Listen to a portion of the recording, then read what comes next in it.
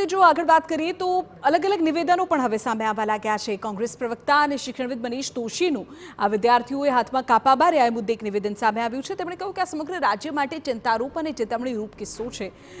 સમયસર ખબર પડતા બાળકો બચી ગયા, નહીં તો જીવ પણ જોખમાઈ શકે। વર્ગખંડમાં વિદ્યાર્થીઓ શિક્ષણ સાથે અન્ય પ્રવૃત્તિમાં જોડાય તેવા પ્રયત્નો થવા જોઈએ। વિદ્યાર્થીઓના માનસિક સ્વાસ્થ્ય પર ભાર મુકાય એ સૌથી વધુ જરૂરી છે। માત્ર પરિપત્ર કરવાથી કંઈ જ નહીં થાય, સામૂહિક પ્રયત્ન કરવા જરૂરી છે।